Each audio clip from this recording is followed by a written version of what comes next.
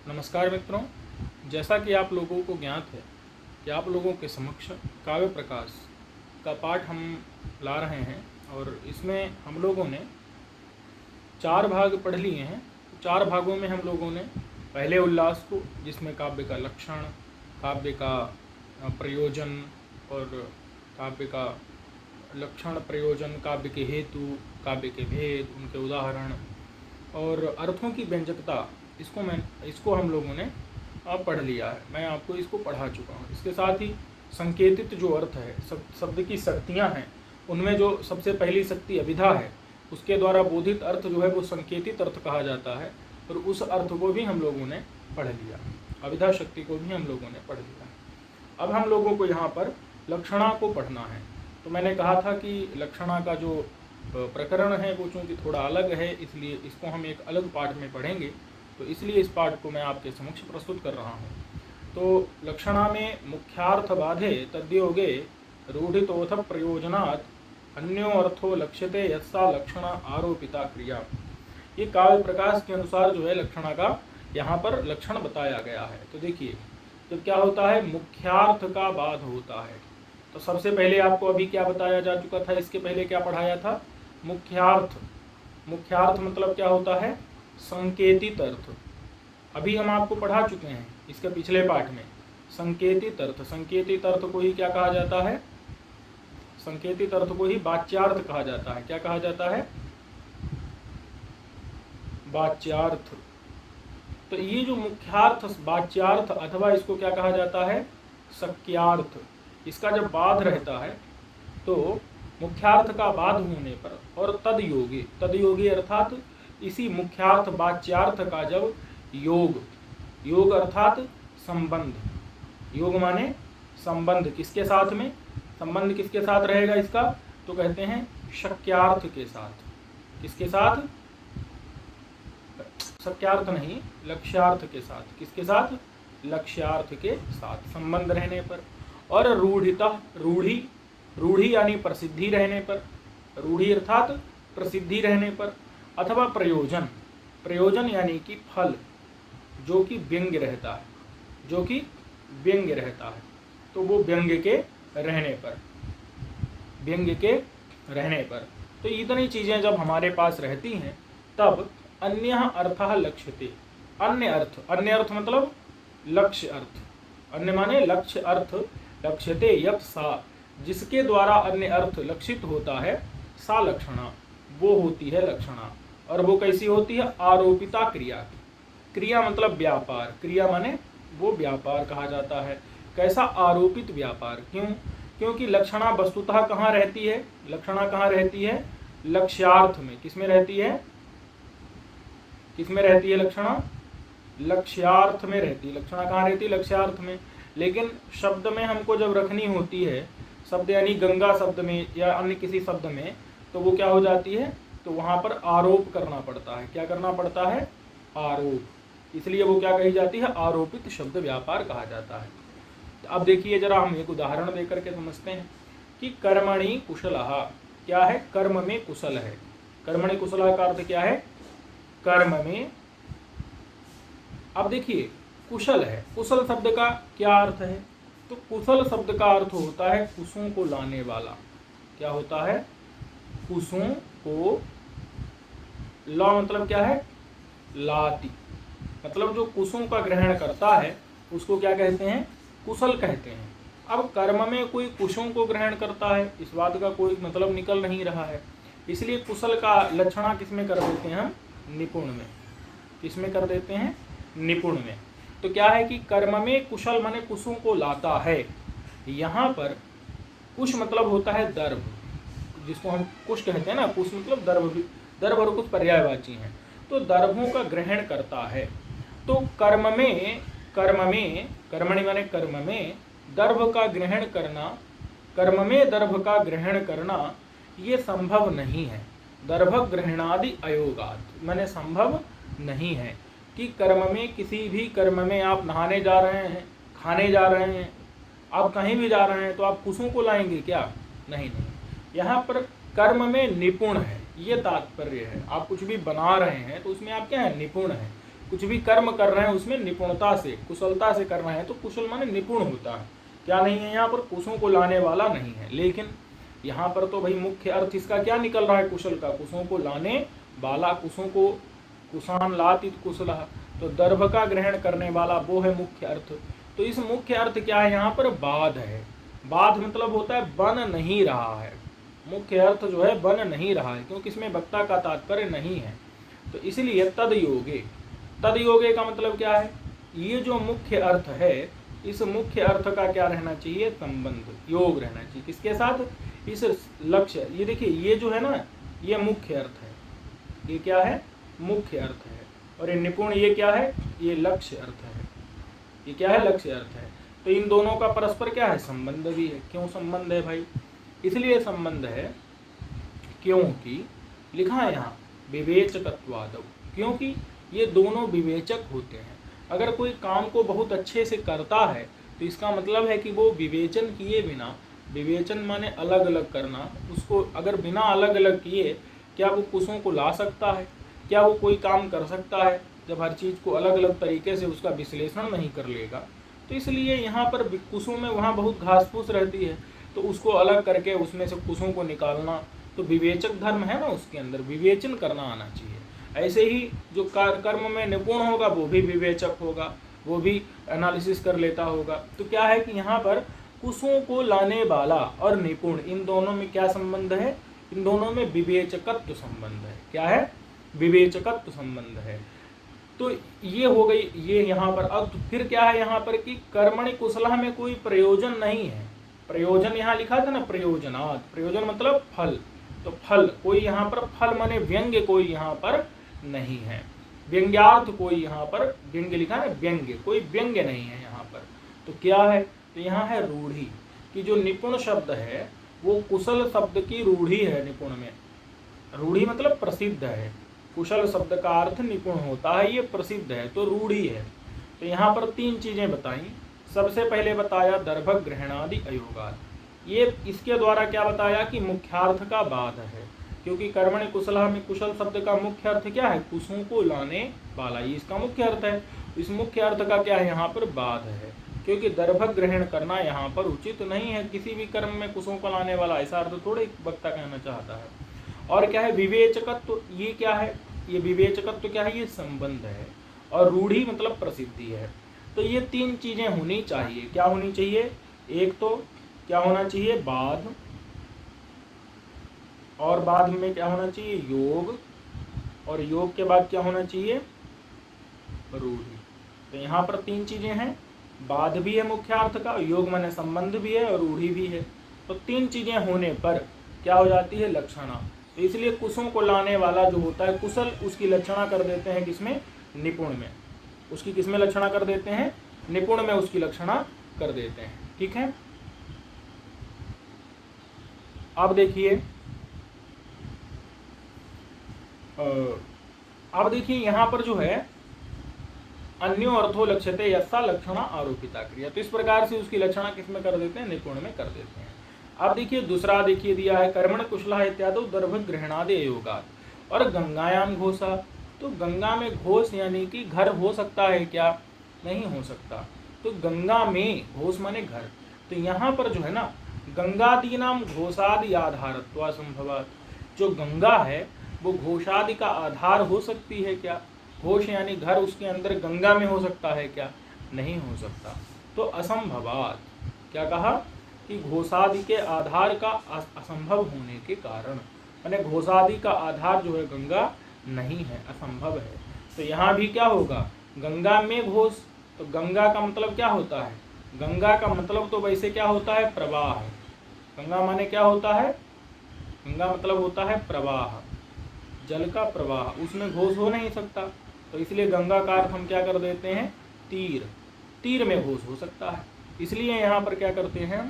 प्रवाह। ये क्या है? इसका प्रवाह जो है वो मुख्य अर्थ है। और तीर क्या है? तीर लक्ष्य अर्थ है। तीर क्या है? लक्ष्य अर्थ है।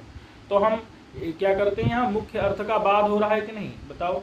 गंगा का जो मुख्य अर्थ क्या है? प्रवाह। उस प्रवाह मुख्य अर्थ का क्या हो रहा है? उस मुख्य अर्थ का बाध हो रहा है। क्यों?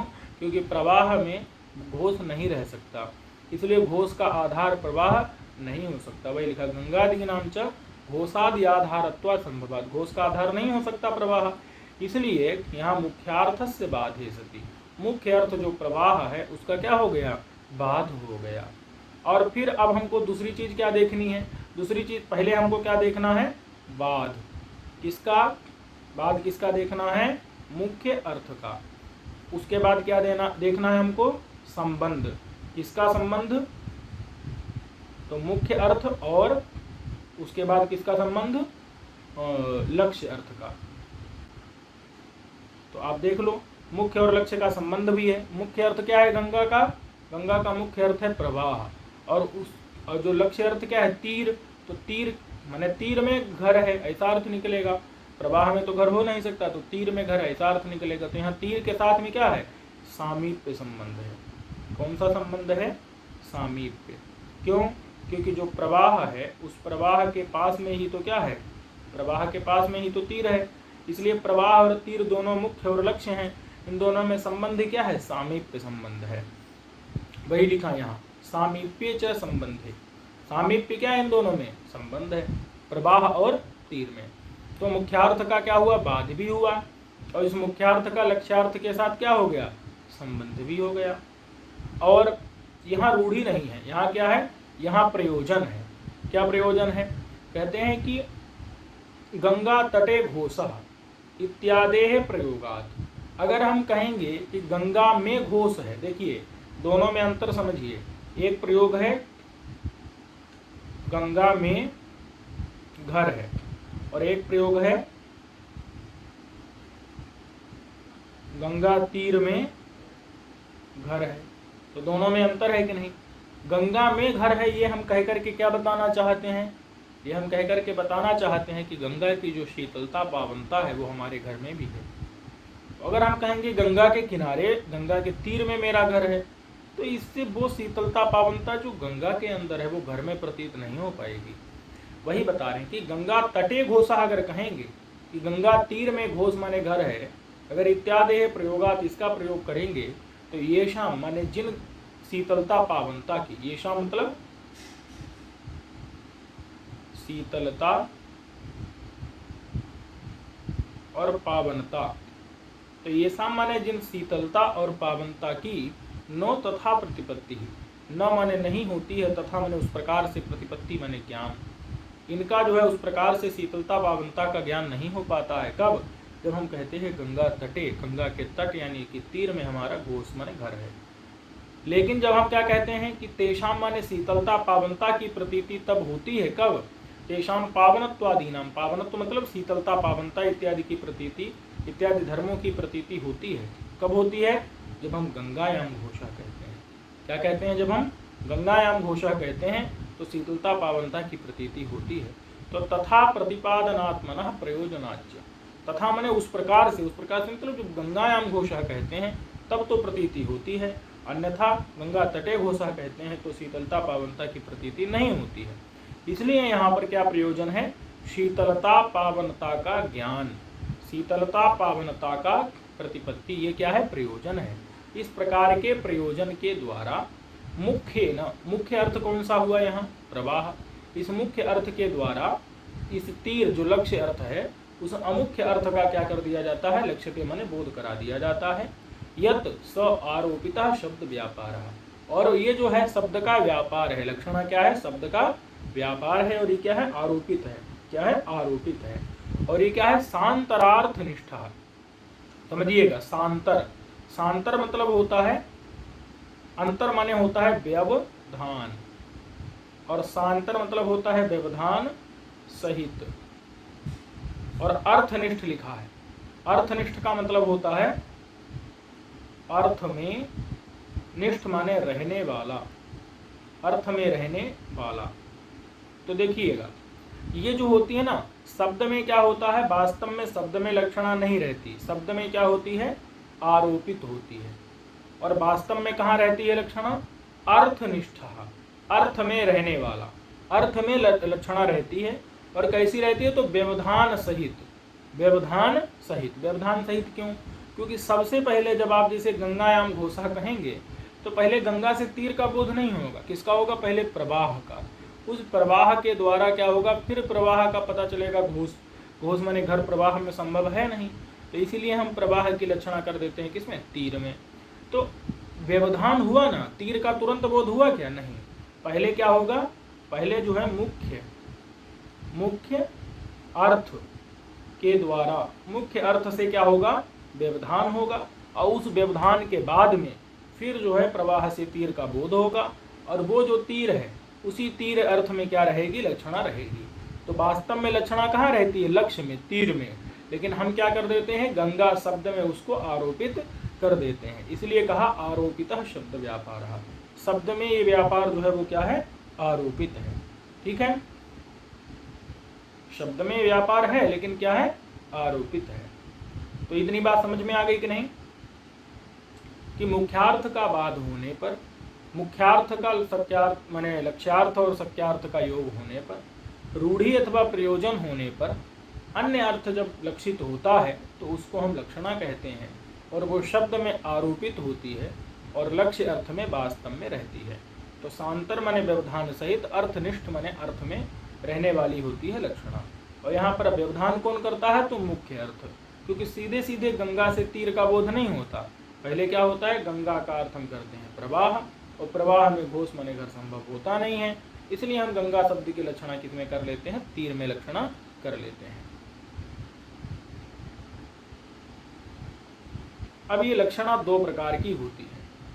स्वसिद्धये पराक्षेपः परार्थम स्वसमर्पणम उपादानम लक्षणम च इति उक्ता शुद्धैव साधुधा। तो इन्होंने दो प्रकार की लक्षणा मानी। कौन कौन सी? सबसे पहले लक्षणा का भेद किया शुद्धा। उस शुद्धा के दो भेद किए। कौन कौन से? उपादान और लक्षण। दो प्रकार की लक्षणा बताई। शुद्धा लक्षणा के दो भेद, उपादान लक्षणा और लक्षण लक्षणा। जिसमें उपादान लक्षणा क्या है और लक्षण लक्षणा क्या है? तो सबसे पहले उपादान लक्षणा को बता रहे हैं कि स्वसिद्धये पराक्षेपः, इसी को कहते हैं उपादान लक्षणा। स्व मतलब होता है अपनी, सिद्धि के लिए, पर माने दूसरे का, आक्षेप करना माने बुला लेना। अपनी सिद्धि के लिए, अपना काम निकालने के लिए जब दूसरे को बुला लिया जाए, उसको भी आक्षेप कर लिया जाए, तो उसको कहते हैं उपादान लक्षणा। उपादान का मतलब ही होता है ले लेना। अपने आप को नहीं छोड़ेंगे लेकिन दूसरे को जरूर ले लेंगे। तो ये देखो, जैसे उदाहरण क्या है इसका? कुंताः प्रविशन्ति। अच्छा, और लक्षण लक्षणा में क्या होता है? परार्थम माने दूसरे के लिए, स्व माने अपना समर्पण कर देना, मतलब त्याग कर देना। दूसरे के लिए अपना त्याग कर देना, यही क्या है? यही है लक्षण लक्षणा। उपादान मतलब क्या होता है? हम अपना त्याग नहीं करेंगे, दूसरे का ग्रहण कर लेंगे। और लक्षण लक्षणा में क्या होता है? हम अपना त्याग दूसरे के लिए कर देते हैं। ठीक है, इसलिए इसको ग्रहण, इसको त्याग ऐसा नाम भी दिया है। इसलिए हम इसको क्या कहते हैं? अजहत लक्षणा। क्या कहते हैं? अजहत। और इसको क्या कहते हैं? जहल लक्षणा। ठीक है, इसको अजहत, इसको जहत लक्षणा कहते हैं। तो क्या हुआ? कुंताः प्रविशन्ति, यष्टयः प्रविशन्ति। अब आप ही देख लो, यहाँ कुंत माने भाले, प्रविशन्ति माने प्रवेश करते हैं। तो जब भाले प्रवेश कैसे कर सकते हैं आप ही बताइए? यष्टयः मतलब जैसे छड़ी, प्रविशन्ति माने प्रवेश करती हैं। तो क्या केवल छड़ी प्रवेश कर सकती है? क्या केवल भाले प्रवेश कर सकते हैं? केवल कुंत, कुंत माने भाले प्रवेश कर सकते हैं? नहीं। यष्टि, यष्टि माने छड़ी, छड़ी केवल प्रवेश कर सकती है? नहीं कर सकती। तो इसलिए यहाँ जो मुख्य अर्थ है कुंत का जो मुख्य अर्थ है वो क्या हो गया? बाधित हो गया। यष्टि का भी मुख्य अर्थ क्या हो गया? बाधित हो गया। तो उसने क्या कर लिया? उसने लक्षणा कर ली। किसमें? कुंतधारी पुरुष में। किसमें? कुंत धारण करने वाले पुरुष में। ऐसे ही यष्टि की भी लक्षणा किसमें हो गई? यष्टि माने छड़ीधारी, छड़ीधारी पुरुष में। अब बताओ, अब क्या अर्थ होगा? कि कुंत नहीं, कुंतधारी पुरुष प्रवेश करते हैं, यष्टिधारी पुरुष प्रवेश करते हैं, लेकिन क्या कुंत प्रवेश नहीं करते उनके साथ? जब कुंत धारण करने वाले पुरुष प्रवेश करेंगे तो साथ साथ में कुंत माने भाले भी प्रवेश कर जाएंगे। ऐसे यष्टि माने छड़ीधारी पुरुष जब आएंगे तो उनके साथ साथ छड़ियाँ भी आ जाएंगी। तो इसलिए यहाँ पर कुंत और यष्टि ने इस अर्थ को तो लिया ही, दूसरे अर्थ को, लेकिन अपने अर्थ को त्यागा है क्या? नहीं त्यागा। इसलिए यहाँ पर कुंताः प्रविशन्ति यष्टयः प्रविशन्ति, यहाँ पर कुंतादि भी, कुंतादि के द्वारा आत्मनः प्रवेश सिद्ध्यर्थम, अपनी प्रवेश की सिद्धि के लिए। नहीं तो कुंत तो केवल प्रवेश कर नहीं सकता, अचेतन है भाई, उसमें तो चेतना है नहीं। तो कुंतादि के द्वारा आत्मनः माने अपनी प्रवेश की सिद्धि के लिए स्वसंयोगिनः पुरुषाः आक्षिप्यन्ते, अपने जो संयोगी पुरुष हैं, कुंत संयोगी पुरुष माने कुंतधारी पुरुष, ऐसे ही यष्टिधारी पुरुष, उनका क्या कर लिया जाता है? आक्षेप कर लिया जाता है। और कुंत और यष्टि अपने अर्थ को छोड़ते भी नहीं है। तथा माने इसलिए उपादानेन इयम लक्षणा, इसलिए लक्षणा क्या है? उपादानेन मतलब ग्रहण कर लेने के कारण इसको लक्षणा क्या कहते हैं? उपादाना इयम लक्षणा, ये लक्षणा उपादान लक्षणा होती है। ठीक है, उपादान लक्षणा में क्या समझे कि जब शब्द अपने अर्थ को न छोड़े और दूसरे को ग्रहण कर ले तो उसको क्या कहते हैं? उपादान लक्षणा कहते हैं।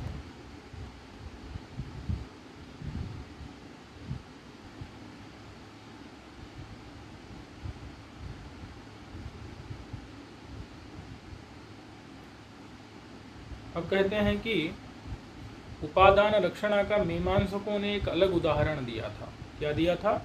गौर अनुबंध्य, ये उदाहरण दिया था। तो गौर अनुबंध्य, इसका अर्थ क्या है कि गाय का अनुबंधन किया जाना चाहिए। अब मीमांसकों का मत हम आपको पहले ही बता चुके हैं कि वो लोग गो शब्द का वाच्य जो है मुख्य अर्थ क्या मानते हैं?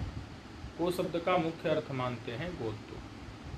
क्या मानते हैं? गोत्व। गोत्व क्या है? एक जाति है। तो जब जाति को मुख्य अर्थ मानेंगे तो वहाँ पर गोत्व का बंधन किया नहीं जा सकता, गाय का अनुबंधन नहीं किया जा सकता। जैसे हम कहें घटम आनय, तो घट को लाया जा सकता है, लेकिन अगर हम यहाँ पर मीमांसकों का मत मानेंगे तो वहाँ पर जाति में शक्ति मानते हैं, तो जो मुख्य अर्थ होता है वो होता है जाति यानी घटत्व या गोत्व। तो उसको लाया नहीं जा सकता, उसका अनुबंधन नहीं किया जा सकता। तो गौर अनुबंध्या यहाँ पर श्रुति चोदितम अनुबंधनम कथम में स्यात्। श्रुति माने वेद के द्वारा, वेद के द्वारा बोधित, वेद के द्वारा बोधित बोधित अनुबंधन, कथम माने कैसे, मैं मतलब मेरा, मेरा मतलब जाति का, क्योंकि जाति का अनुबंधन नहीं हो सकता। इति जात्या व्यक्ति ही आक्षेप्यते, इसलिए जाति के द्वारा व्यक्ति का आक्षेप हो जाता है। जाति के द्वारा, गोत्र जाति के द्वारा गो व्यक्ति का, गो पदार्थ का आक्षेप कर लिया जाता है। न तो शब्देन उच्यते, उच्यते मतलब यहाँ पर वाच्य नहीं होता, क्या होता है? लक्ष्य हो जाता है। और कौन सी लक्षणा होती है ये लक्षणा होती है उपादान लक्षणा। ये इन्होंने उदाहरण दिया था और एक न्याय दिया था कि विशेष्यम नाभिधा गच्छेत क्षीण शक्तिर विशेषणे। क्या न्याय दिया था? कि विशेष्यम नाभिधा गच्छेत क्षीण शक्तिर विशेषणे।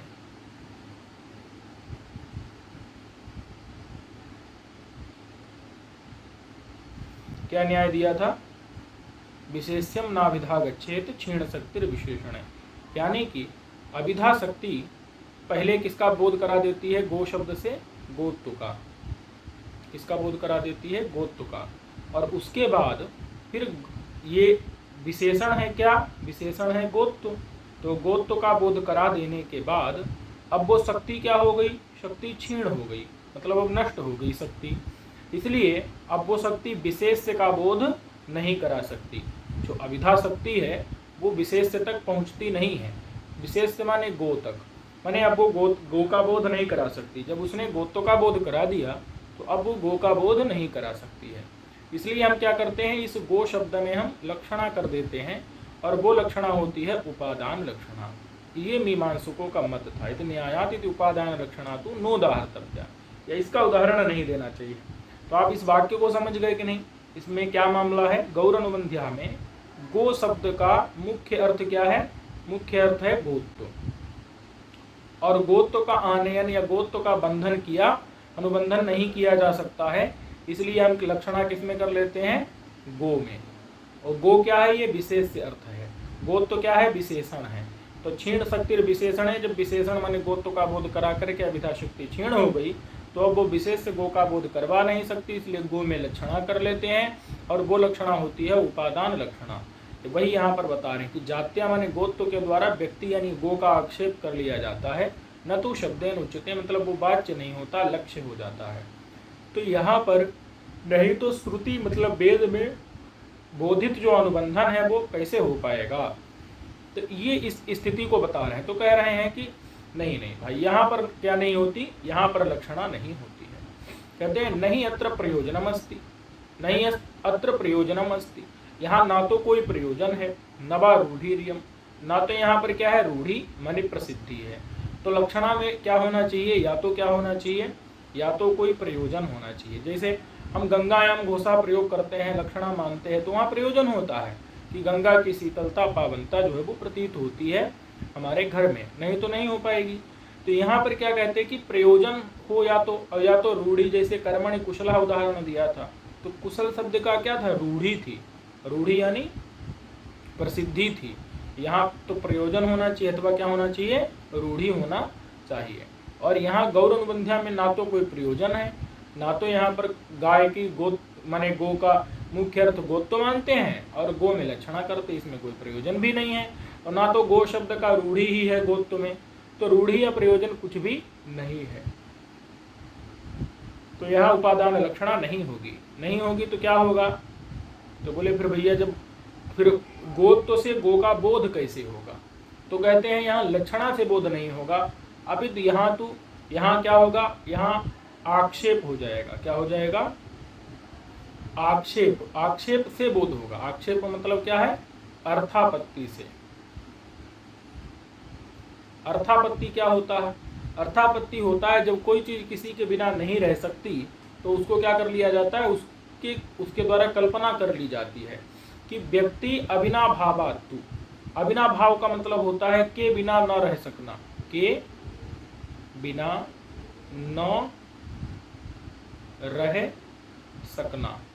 तो देखिए जब व्यक्ति के बिना जाति रह नहीं सकती, इसीलिए जाति के द्वारा, इस गोत्व जाति के द्वारा गो व्यक्ति का आक्षेप कर लिया जाता है। तो क्योंकि भाई गाय का अनुबंधन नहीं हो सकता, माने गोत्व का अनुबंधन नहीं हो सकता, क्योंकि गोत्व जो है वो बिना गो के रह भी तो नहीं सकता, इसलिए गोत्व के द्वारा गो का आक्षेप कर लिया जाता है। तो व्यक्ति यानी गो का अविनाभाव मतलब कि उसके बिना न रह सकना, नान्तरीयक शब्द का भी प्रयोग करते हैं, के बिना न रह सकना, इसके लिए दो शब्द हैं, अविनाभाव अथवा नान्तरीयक।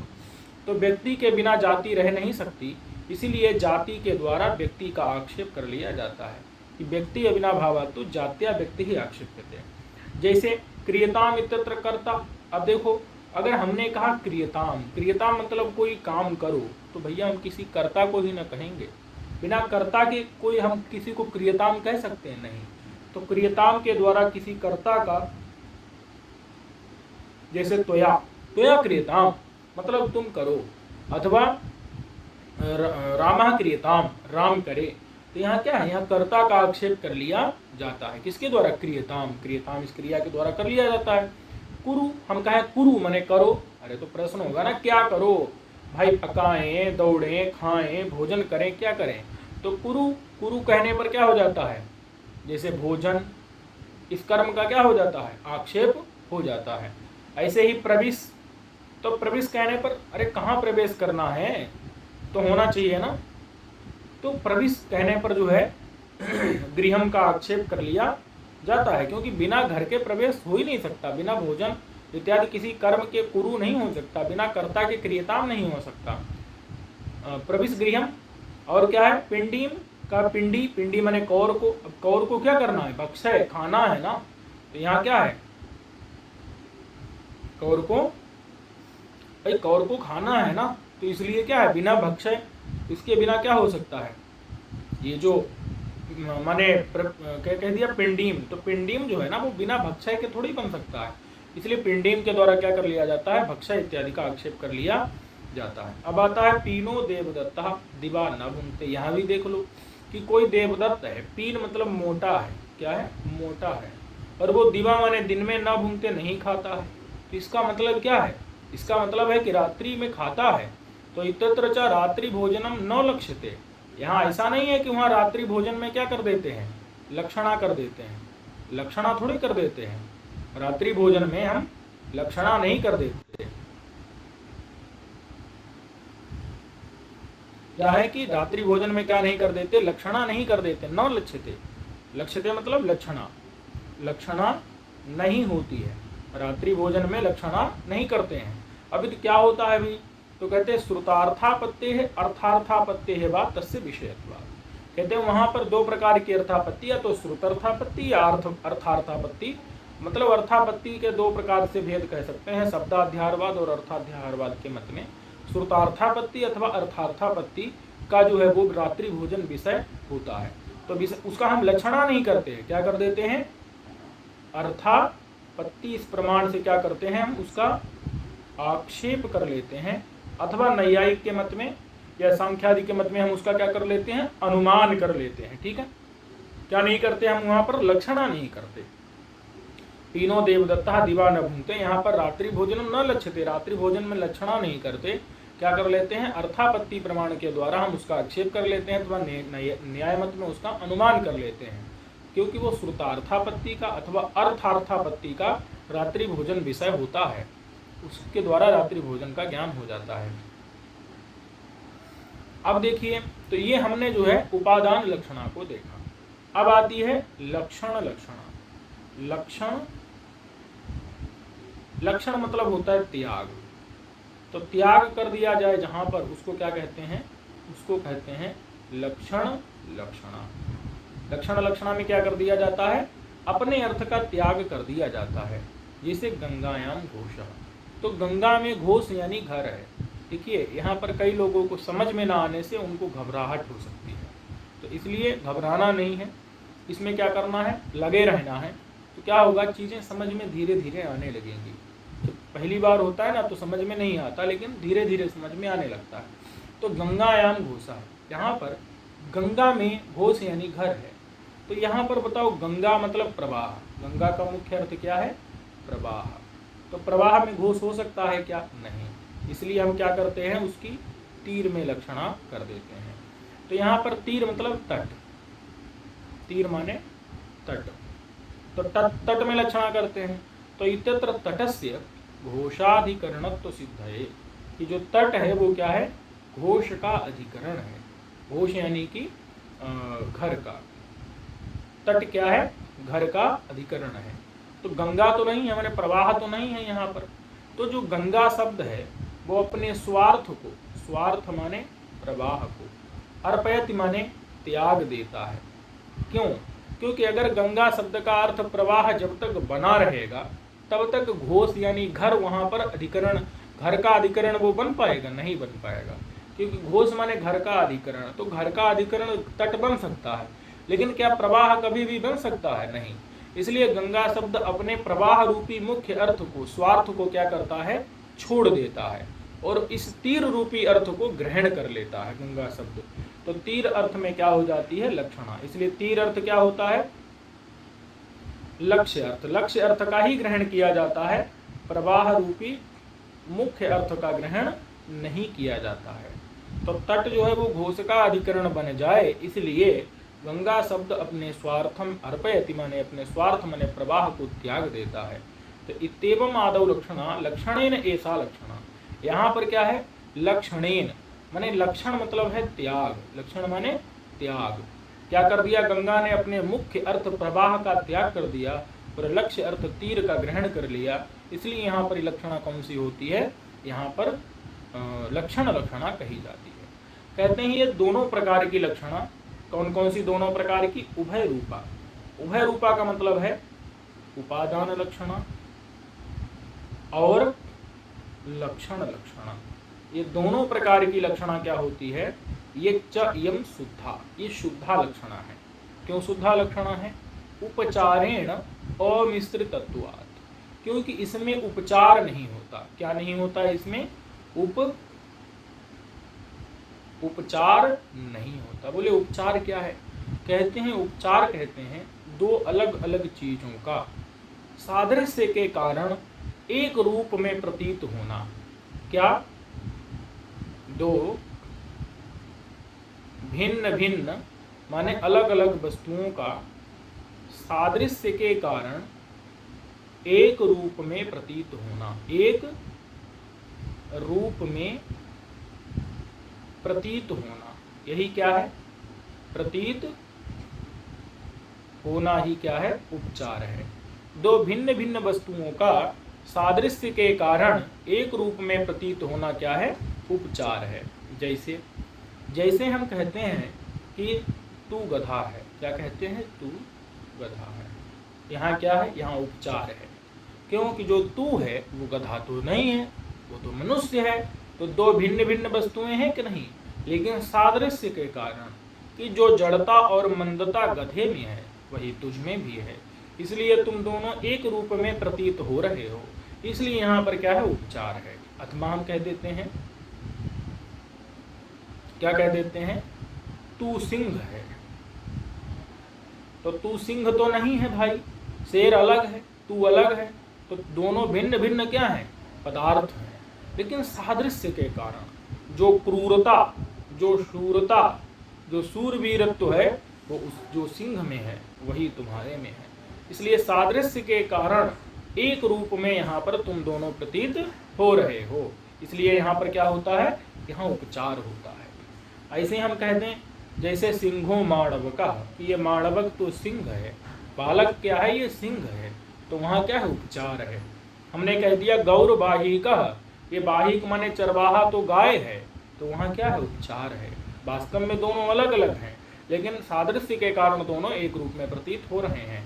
इसी को कहा जाता है उपचार। जब दो चीजें अलग होती हैं और हम उनको एक मान लेते हैं सादृश्य के कारण, तो उसको कह देते हैं उपचार। ठीक है। लेकिन ये जो लक्षण लक्षणा है और उपादान लक्षणा और लक्षण लक्षणा, ये शुद्धा ही होती है, क्योंकि इसमें उपचार का मिश्रण नहीं होता। और जो गौणी लक्षणा है, जैसे तू सिंह है, तू गधा है, ये क्या है? ये गौणी लक्षणा है, क्योंकि दोनों में गुण देख करके कहा गया है कि जो क्रूरता शूरता, जो जड़ता मंदता जो गधे में है वही तुझ में है। तो ये क्या है? ये गुणों के कारण लक्षणा हो रही है, और इसी को उपचार भी कहते हैं। तो इसीलिए इसको जो है माने गौणी लक्षणा में उपचार रहता है, लेकिन जिसमें उपचार नहीं रहता है वो लक्षणा कही जाती है शुद्धा लक्षणा। तो उपादान लक्षणा और लक्षण लक्षणा हमेशा क्या होती है? शुद्धा होती है, और गौणी लक्षणा क्या होती है? वो उपचार से मिश्रित होती है। ठीक है। तो ये लेकिन उपादान लक्षणा और लक्षण लक्षणा हमेशा शुद्धा ही होती है, कभी भी उपचार से मिश्रित नहीं होती। लेकिन जब हम पढ़ते हैं विश्वनाथ जी का साहित्य दर्पण, तो हमको मिलता है कि ये भी उपचार से मिश्रित होती है। इसलिए उपादान लक्षणा और लक्षण लक्षणा के भी उन्होंने उपचार से मिश्रण करके और गौणी के भी भेद उन्होंने दिखा दिए हैं। ठीक है। अब कहते हैं कि यहाँ पर अनयोः लक्ष्यस्य लक्षकस्य च न भेद रूपम ताटस्थ्यम। कह रहे हैं कि अनयोः यानी कि ये जो उदाहरण दिए हैं उपादान लक्षणा के और लक्षण लक्षणा के, इन दोनों में लक्ष्य और लक्षक, इन दोनों का भेद रूपी ताटस्थ्य नहीं होता है। इसका मतलब क्या है? भेद जो है वही ताटस्थ्य है। जो ताटस्थ्य मतलब भेद, ताटस्थ्य मतलब रूप, मतलब होता है कुछ नहीं, माने जो भेद है वही क्या है? ताटस्थ्य है, और वो यहाँ पर नहीं होता है। कहाँ पर? इन दोनों में, उपादान में और लक्षण लक्षणा में, लक्ष्य और लक्षक, इन दोनों में कोई भी भेद रूपी ताटस्थ नहीं होता। क्यों नहीं होता? बता रहे हैं। क्योंकि उसका कारण ये है, जैसे हम कहते हैं गंगायाम घोषा, तो हम तट को तट नहीं कहते, हम तट को क्या कहते हैं? तट को गंगा कहते हैं। इसका मतलब क्या है कि यहाँ पर गंगा में घर है नहीं कहते, हम माने तट में घर है नहीं कहते, गंगा में घर है ये कहते हैं। इससे समझ में क्या आता है कि गंगा की शीतलता पावनता हमारे घर में है। तट में घर है कहते तो वो शीतलता पावनता जो गंगा की है वो हमारे घर में कैसे प्रतीत होती, वो शीतलता, ठंडक और पवित्रता वो प्रतीत हो जाए, इसलिए क्या करते हैं हम तट को गंगा शब्द से कहते हैं। यानी कि दोनों में कोई भी भेद हम नहीं रखते, यही बता रहे हैं कि यहाँ पर तट क्या है, तट लक्ष्य है, और गंगा क्या है, गंगा लक्षक है। तो इन दोनों लक्ष्य और लक्षक में भेद रूपी ताटस्थ यहाँ पर नहीं होता है, दोनों में भेद नहीं होता। हम तट को गंगा शब्द से जब कहते हैं तब लक्षणा का प्रयोजन सिद्ध होता है और वो शीतलता और पावनता की प्रतीति होती है। वही बता रहे हैं कि तटादि नाम गंगादि शब्द ही प्रतिपादने, हम तट का भी जो है प्रतिपादन माने कहना किसके द्वारा, गंगा शब्द के द्वारा जब तट को कहते हैं तब तत्व की, तत्व यानी कि शीतलता की, शीतलता और पवित्रता, शीतलता और पवित्रता की प्रतिपत्ति, प्रतिपत्ति मतलब होता है ज्ञान, तब शीतलता और पवित्रता का ज्ञान होता है जब तटादि नाम माने तटादि का गंगादि शब्द ही प्रतिपादने, गंगा शब्द के द्वारा जब उसका प्रतिपादन किया जाता है तब यहाँ तत्व माने शीतलता और पवित्रता का ज्ञान होता है। तब जाकर के जो है, अथवा तत्व का मतलब है गंगात्व। देखिए तट को हम गंगा नहीं, हम तट को तट के रूप में नहीं कह रहे हैं, किसके रूप में, गंगात्व, माने गंगात्व का ज्ञान हो रहा है। तट में तट नहीं हो रहा है, तट में गंगात्व का जब ज्ञान होता है तब जाकर के जो प्रतिपादित प्रयोजन है, माने जिस चीज का हम प्रतिपादन करना चाह रहे हैं उसे कहा जाता है प्रतिपिपादित, मतलब जिस चीज को हम बताना चाहते हैं वो होता है प्रतिपिपादित। तो प्रतिपिपादित क्या है, प्रयोजन, क्या प्रयोजन है, शीतलता और पवित्रता का ज्ञान, उसका तब जाकर के संप्रत्यय होता है, मतलब ज्ञान होता है। जब गंगात्व की प्रतिपत्ति होती है, गंगात्व का ज्ञान होता है, हम तट में तटत्व तो नहीं समझते, तट में गंगात्व समझते हैं, तब जाकर के जो है उसको वो चीज, तब जाकर के शीतलता और पवित्रता जो है गंगा की तट में प्रतीत होती है, घर में प्रतीत होती है। केवल अगर हमको यही प्रतीत करवाना होता कि हमारा घर जो है वो गंगा से जुड़ा हुआ है या गंगा से जुड़े हुए तट में हमारा घर है, इतना ही अगर कहना होता तो गंगा संबंध मात्र प्रतीत हो, तो केवल गंगा का संबंध मात्र अगर प्रतीत करवाना हो तो गंगा तटे घोषा यही कह देंगे कि हमारा घर क्या है, गंगा तीर में है, गंगा तीर में है, गंगा तीर में घर है। भाई गंगा में घर है कहने का क्या मतलब, तो इसलिए यहाँ पर जो है मुख्य शब्द से ही हम अभिधान कर देंगे। मुख्य शब्द मतलब तीर, इससे ही क्या कर देंगे, अभिधान मतलब कथन कर देंगे। तो लक्षणायाः को भेदा, फिर लक्षणा और मुख्य शब्द गंगा तीर में क्या भेद रहेगा, तो भेद क्या है, भेद यही है कि जब गंगा में हम घर कहते हैं तो गंगात्व का ज्ञान होता है, तट को भी हम गंगा के रूप में समझते हैं, तत्व माने गंगात्व, माने गंगात्व मतलब गंगा के रूप में जब तट का गंगा शब्द से प्रतिपादन होता है तब जाकर के वहाँ पर शीतलता और पावनता की वो जो है प्रतीति होती है, वही हमारा प्रतिपिपादित प्रयोजन है। और ये जो शीतलता और पावनता की प्रतीति होती है ये लक्षणा से नहीं होती, ये व्यंजना से होती है, ये ध्यान दीजिएगा। जो भी प्रयोजन की प्रतीति होती है, प्रयोजन की प्रतीति होती है ना, वो व्यंजना से होती है, ठीक है। अब चलिए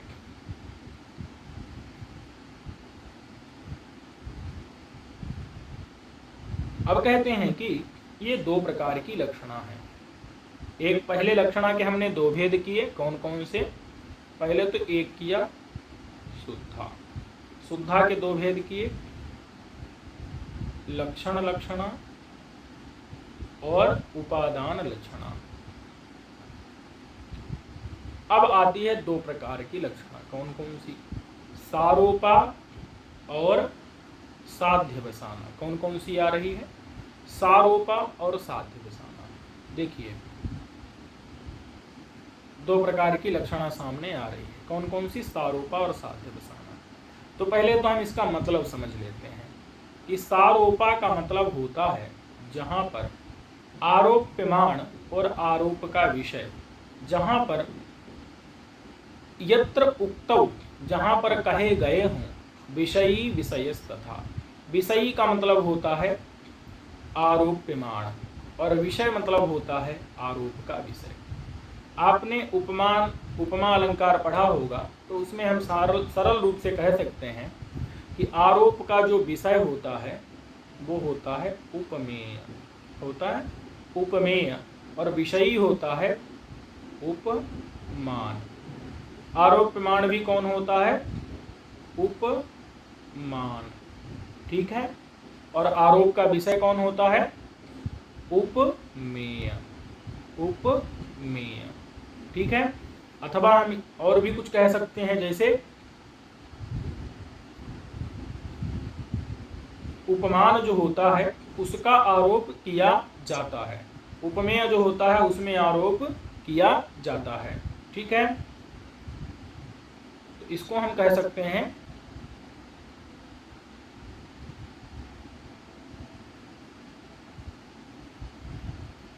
इसको हम सत्य कह सकते हैं और इसको हम लक्ष्य कह सकते हैं। जैसे मैं अभी एक उदाहरण से जो है आपको बताता हूं। जैसे एक उदाहरण है कि तू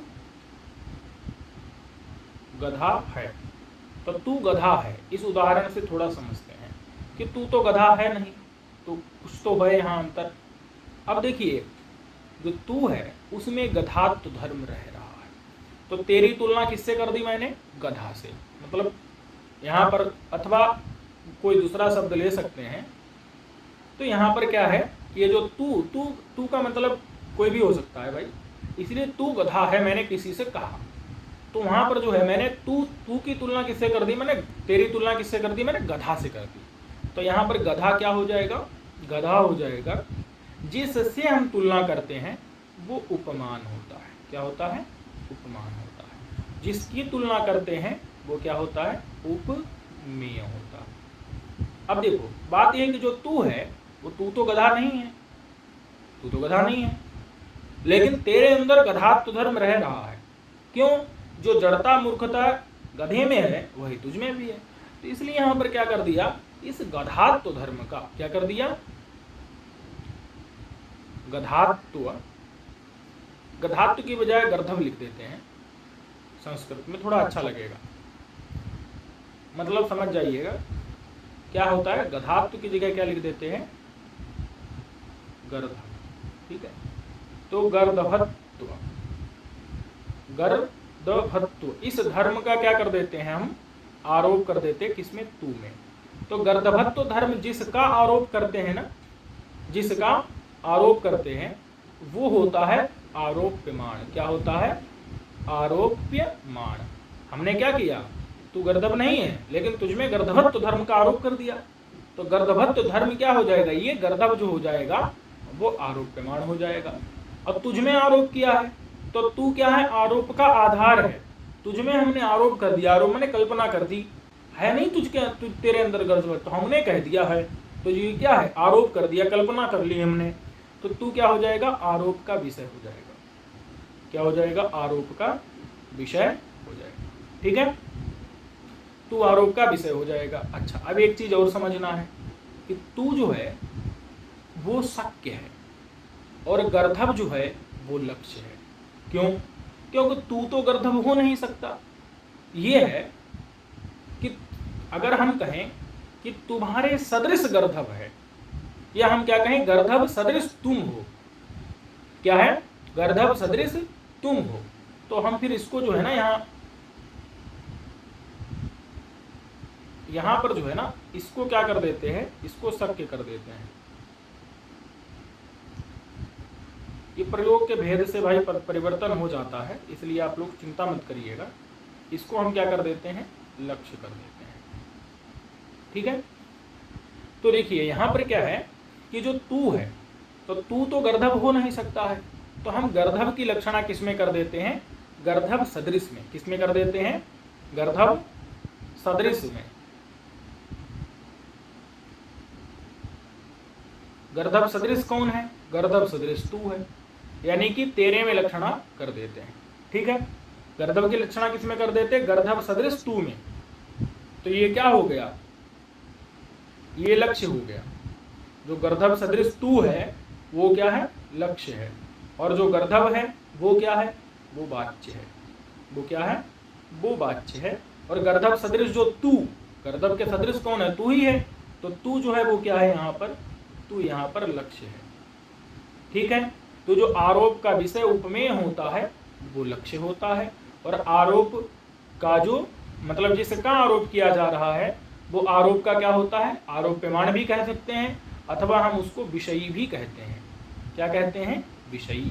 देखिए लिखा ना विषयी, विषयी यानी उपमान, अथवा हम इसको क्या कहते हैं? आरोप प्रमाण। ठीक है, और विषय को क्या कहते हैं? आरोप का विषय। विषय मतलब तो आरोप का विषय, और विषय यानी आरोप प्रमाण। जिस जो आरोप का विषयी हो वो उपमान होता है, ये विषय जो होता है वो उपमेय होता है। यहाँ पर तुझसे तुलना की जा रही है, तो यानी गर्दभ से तुलना की जा रही है, तो गर्दभ उपमान हो जाएगा। जैसे देखो चंद्र इव मुखम कहते हैं कि चंद्रमा के समान मुख है, तो चंद्रमा से तुलना की जाती है तो चंद्रमा उपमान होता है और मुख उपमेय होता है। अब कहते हैं कि जैसे एक प्रयोग है, क्या प्रयोग है? गौरवाहिका। गौरवाहिका, ठीक है।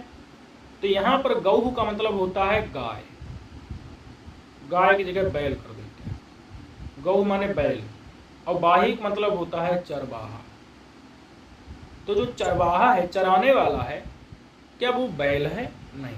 अब बैल के पीछे पीछे चलते हुए वो भी क्या हो गया? बैल बन गया है। मतलब बैल की तरह जड़ता मंदता चरवाहे में भी आ गई है। अब यहाँ पर आप इसी सारी चीज को घटा लीजिए कि यहाँ पर चरवाहे की तुलना किससे की जा रही? बैल से। तो बैल क्या हुआ? उपमान हुआ। चरवाहा क्या हो गया? उपमेय हो गया। और अब बैल तो हो नहीं सकता चरवाहा भाई, तो बैल की लक्षणा किसमें कर लेते हैं? बैल सदृश में। और बैल की लक्षणा किसमें कर लेते हैं हम? बैल सदृश में। और बैल सदृश तो कौन है? बैल सदृश तो चरवाहा ही है, बैल के समान चरवाहा है। तो इसलिए जो है ये जो बैल सदृश अर्थ है ना, ये हो जाता है लक्ष्य। और बैल माने चरवाहा, बैल सदृश कौन है? चरवाहा, तो वो लक्ष्य हो जाता है। और जो बैल है वो क्या हो जाता है? वो वाच्य हो जाता है। वाच्य मतलब मुख्य, इसको हम मुख्य भी कहते हैं, हम आपको बता चुके हैं। तो बैल मुख्य अर्थ है, चरवाहा क्या है? लक्ष्य अर्थ है। बैल उपमान है, चरवाहा उपमेय है, क्योंकि चरवाहा की तुलना किससे की जा रही? बैल से। और बैल का आरोप कर दिया हमने चरवाहा में। चरवाहा बैल नहीं था, लेकिन उसके अंदर बैलत्व धर्म का माने गोत्व धर्म का हमने चरवाहे में आरोप कर दिया। तो चरवाहा जो है वो क्या हो जाएगा?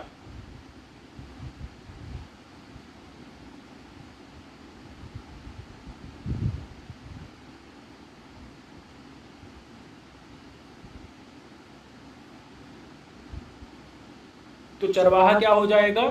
ध्यान दीजिएगा, चरवाहा क्या हो जाएगा? चरवाहा जो है वो उसके अंदर क्या कर दिया हमने? आरोप कर दिया किसका? बैल माने बैलत्व धर्म का, गोत्व धर्म का। तो चरवाहा जो है वो आरोप का क्या होगा? विषय होगा। जिसके अंदर आरोप किया जाता है वो विषय होता है, जिसका आरोप किया जाता है वो क्या होता है? वो आरोप्यमाण होता है, आरोप्यमाण। अथवा वो क्या होता है? वो विषयी होता है। तो ये गो जो है वो क्या है? वो विषयी है, और चरवाहा क्या है? आरोप का विषय है, ये आरोप्यमाण है। ठीक है, बैल क्या है? विषयी है, आरोप्यमाण है। चरवाहा क्या है? विषय है आरोप का, और चरवाहा उपमेय है। चरवाहे में लक्षणा बैल की कर रहे हैं, बैल माने बैल की लक्षणा सदृश में माने चरवाहे में कर रहे हैं, तो ये लक्ष्य भी है, और बैल जो है वो वाच्य है। तो इतनी स्थितियां हैं। अब ये आप समझ गए होंगे, तो अब हम आपको पंक्ति समझाते हैं।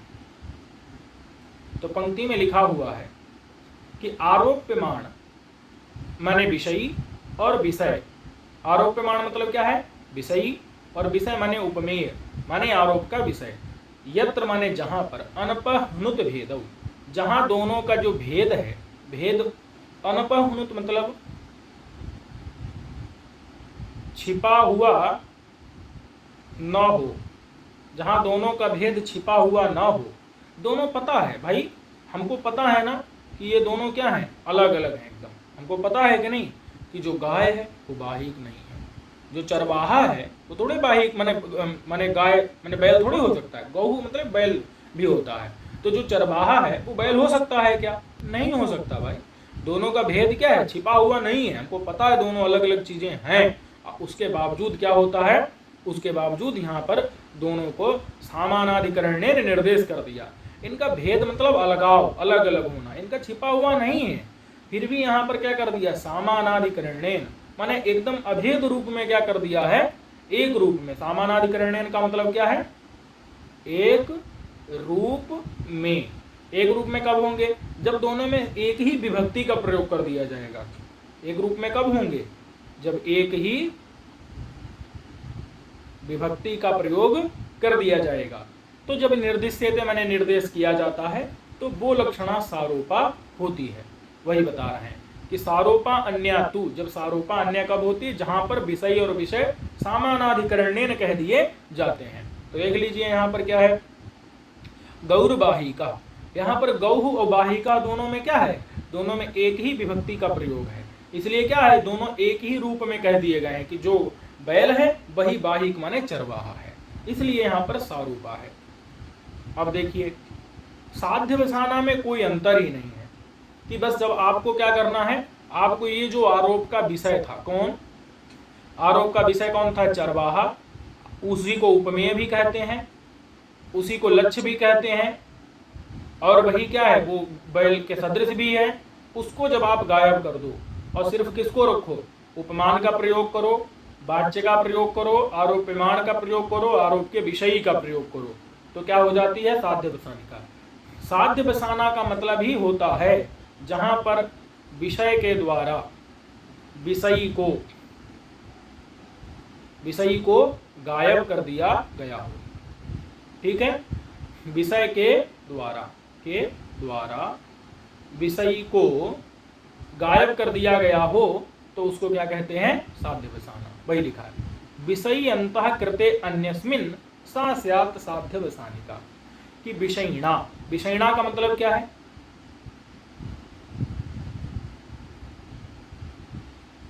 अच्छा एक मिनट, इसको थोड़ा सा मैं उल्टा बोल गया हूं। विषयी के द्वारा जब क्या कर दिया जाए, विषय को, विषयी के द्वारा जब विषय को क्या कर दिया जाए, आरोपित माने गायब कर दिया जाए, मतलब जहां किसका प्रयोग हो, मैं अभी आपको बताया था किसका प्रयोग हो, जहां पर इसका प्रयोग ना हो, जब सिर्फ किसका प्रयोग हो, इसी का प्रयोग हो, यानी कि जहां सिर्फ किसका प्रयोग हो, उपमान का, बैल का मतलब या गौह का, वाच्य का, आरोप प्रमाण विषयी का प्रयोग हो और इसका प्रयोग ना हो, अगर तो क्या स्थिति आती है, तो उसको साध्य बसाना कहते हैं। जब विषयी के द्वारा विषय को क्या कर दिया जाए, गायब कर दिया जाए, अंदर निगल लिया जाए, तो विषयिणा, विषयिणा मतलब आरोप प्रमाण के द्वारा, मतलब उपमान या फिर वाच्य के द्वारा क्या कर दिया जाए, अंतः कृते माने अंदर कर लिया, माने निगीर्ण कर लिया, निगल लिया, किसको, अन्यस्मिन माने दूसरे को, किसको, आरोप के विषय को, आरोप के विषय को यानी कि लक्ष्य को, उपमेय को क्या कर दिया है, जब उसने निगल लिया, तो ऐसी स्थिति में क्या होती है, साध्य बसाना लक्षणा होती है। जैसे यहीं पर क्या कह दिया हमने, गौरबाहिका नहीं कहा, गौरयम कह दिया। अयम मतलब होता है यह, अयम माने यह जो सामने बैठा आदमी है ना, जो देख रहा है, वो क्या है, वो गौह है। गौह मतलब होता है बैल, वो बैल है। तो अब बताओ, अब ये जो है ये गौह मतलब गौह माने वो बैल है। अब बताओ ये बैल है, तो यहाँ क्या है, यहाँ पर हमने जिसको कहना है उसको हमने क्या कहा, हमने यह बोल दिया, अयम बोल दिया, तो हमने उसका नाम लिया क्या, हमने नहीं लिया नाम, इसलिए यहाँ पर क्या होगा, यहाँ पर जो है ये कैसी हो जाएगी, यहाँ साध्य बसाना, क्योंकि यहाँ पर क्या हो चुका है, यहाँ पर इस गौह का गौह क्या है, गाय का, तो गौह मतलब बैल, वही विषयी है, आरोपमान है, उसी का तो करते हैं, उसी से तुलना कर रहे हैं, वो उपमान है, वही वाच्य है, उसकी लक्षणा किसमें करते हैं, गो की लक्षणा कर देते हैं गो सदृश, और जो भी सामने बैठा जो भी यह है उसमें लक्षणा कर देते हैं। तो यहाँ पर जो है गो वाच्य है और गो सदृश क्या है, लक्ष्य है, और यहाँ पर गौरयम, तो गौरयम में जो अयम पद से बोधित हो रहा है ये जो है यहाँ पर निगीर्ण हो गया है, गौ के द्वारा, निगीर्ण यानी गायब हो गया है, उसका कुछ निर्देश नहीं है, इसलिए यहाँ पर क्या हो जाता है, यहाँ साध्य बसाना। लेकिन यहीं पर जो है ये मम्मट का मत है, लेकिन विश्वनाथ जी कहते हैं कि उसको अयम शब्द से भी मत कहिए, सिर्फ गौह कहिए। जैसे हम कहें सिर्फ गधा, अरे गधे क्या कर रहा है, तू वहां पर होगी, हम कहें कि तू गधा या वो गधा या ये गधा, तो नहीं होगी, ये समझना है। कि क्या है, अगर हम सिर्फ गधा बोलते हैं तभी जो है होगी। अगर हम कहें गधा अयम, ये गधा है, तो यहाँ पर विश्वनाथ के मत में नहीं होता, लेकिन मम्मट के मत में हो जाती है यहाँ पर साध्य बसाना। मम्मट के मत में क्या, अयम शब्द का प्रयोग करने पर भी माने ये क्या हो जाएगी, साध्य बसाना। लेकिन विश्वनाथ के मत में यहाँ अयम का प्रयोग भी नहीं होना चाहिए, सिर्फ गौ का प्रयोग होना चाहिए। वो कहते हैं अगर अयम का भी कर दिया तब तो ये सारूपा ही रहेगी। लेकिन हम चूंकि अभी मम्मट का पढ़ रहे हैं तो हम ये जानेंगे कि अयम का प्रयोग करने पर क्या होती है, अयम का प्रयोग करने पर साध्य बसाना हो जाती है। जब विश्वनाथ जी को पढ़ेंगे तो हम पढ़ेंगे नहीं कि अयम का भी प्रयोग नहीं करना, उसको भी पूरी तरह गायब ही कर देना है, तब जाकर के होगी साध्य बसाना। तो समझ गए कि नहीं आप?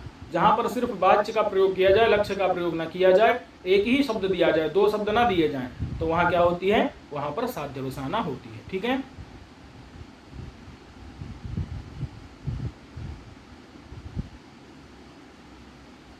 तो इस प्रकार से हम लोगों ने क्या देखा, सारूपा, साध्य बसाना और लक्षण लक्षणा और उपादान लक्षणा।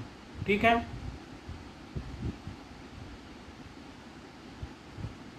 अब ये जो दोनों भेद हैं, ये दोनों भेद ये क्या होते हैं, सादृश्य संबंध और दूसरे संबंध से होते हैं, तब इनको गौण और शुद्ध कहते हैं। उदाहरण सारे यहाँ गौरवाही का गौरयम दिया गया है, और इसके अतिरिक्त जो भी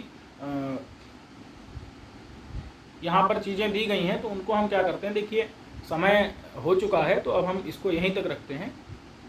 तो अब आप लोगों से एक अनुरोध फिर से कर रहा हूँ, कहना पड़ता है, बिना कहे लोग करते नहीं हैं। तो क्या है कि आप लोग इस वीडियो अगर आपको अच्छा लगे तो आप उसको लाइक कर दीजिए और अपने मित्रों को भी भेज दीजिए, और साथ ही साथ चैनल को सब्सक्राइब कर लीजिए। ठीक है, तो इस पाठ को हम यहीं तक रखते हैं और फिर मिलेंगे अगले पाठ में, अगले वीडियो में। तब तक के लिए नमस्कार।